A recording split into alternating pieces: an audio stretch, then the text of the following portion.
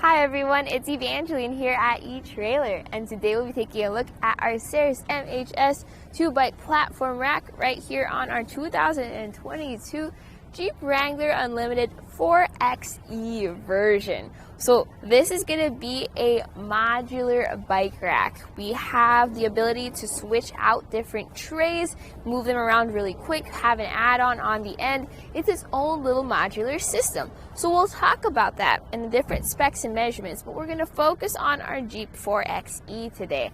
That way you can see what is the better fit for you, your different types of bikes, and your Jeep. So the first feature we'll talk about is your spare tire clearance. As you can see here, it comes really close to the spare tire, but even with our larger pedals and our long handlebars, we actually just barely made clearance there, so that's really good to see. The downside is we are not able to fold up the bike rack, so keep that in mind for the future. You may need to get a hitch extender, which has its own downsides too, like reduced weight capacity, or you can get a bike rack with a longer shank, but that's not going to be the Saris MHS. Alright, another feature we'll talk about is the tilt away feature. So we have this big lever here, and we have a guard on the bottom. So you're going to pull on the inside of the guard, pull that lever, and just let this bike rack drop down. Now, the reason people usually drop down their bike rack is if they want to lower their tailgate or open up their hatch door. In our case here, with our spare tire, you would want to open it up if you want to open up the door, but as you can see here, you can barely get that door open before making contact with the rack. So with that being said, there really isn't a reason to tilt your bike rack away on your Jeep 4xe. So that's kind of a bummer, because then that's the second feature you lose out on with a spare tire. So you just lift that bike rack up and it snaps into place. So I guess we'll focus on the bikes the bike on our bike rack and the way this holds everything down. So we have 3 touch points. 2 are going to be the super easy to use wheel mounts, and then you also have this rear wheel cradle strap. So when you want to take your bike off, that's the first place you'll go. You'll press that lever to disengage that strap, lift it up, and there's actually a little bit of a hook on the end here that helps secure that strap so it's out of the way of your bike as you move this back and forth. Very helpful when you're utilizing that tray system. And then you're going to go for the wheel mounts. So let's compare this with other wheel mount style bike racks. So we have the Thule Helium and the Inno tire hold. The Saris MHS has their lever right over here. You want to be very careful with that lever though. If you're holding it on this side and you have it really tight, you can easily pinch your skin there. Now compare that to Thule Helium, which has it on top, and the Inno tire hold, which has it on the tray itself, which I personally prefer, but they all work the same way. You press that lever, you push that mount out, and you hold on to your bike rack as you do, or your bike as you do so. Press this lever, and that's going to be a tight fit. Let's give it extra strength there. Alright. I have it super secured, so you can see here how it really holds on to that bike. Whew. There we go. Now we can push that out.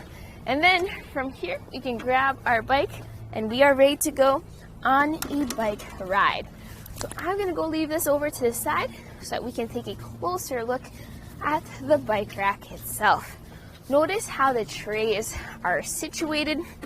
You can see how it makes it easier for you to move your bike back and forth just to get the best clearance with your pedals, with your seats, with your handlebars. And then what actually limits you though is going to be this front wheel chock. So this allows you to get that extreme weight capacity.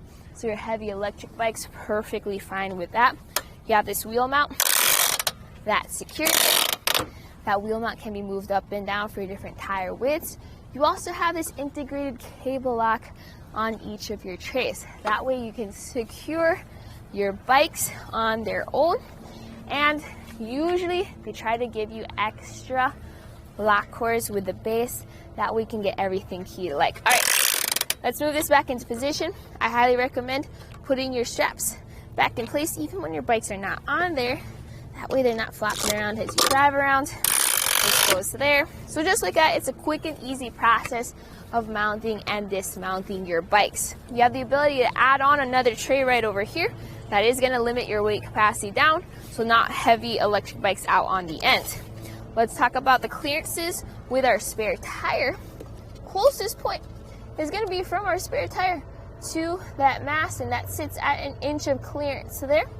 And then the length added to our Jeep is going to be measured, I'd say, from the end of the spare tire to the end of the bike rack.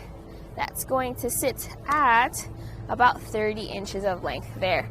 So if you are trying to back into your garage or park into a really tight spot, that's a measurement to think about. Don't forget the add-on is going to add a little bit to that. Ground clearance, we'll measure from the end of our bike rack to the ground. That's going to be 21 inches of ground clearance. Right where your trays are going to sit, that's going to sit at 29 inches of ground clearance. So to demonstrate, notice how ground clearance is definitely not an issue for Jeeps because they're high up. They're meant to go over those steep inclines like those driveways or hills, as well as those racks. Now, there is a portable compact position which involves pulling this lever and folding it up, but we are not able to get access here on our Jeep. In fact, as I pull this up, the closest that I can get is right over here, and then it hits our spare tire, so not enough for it to lock into place.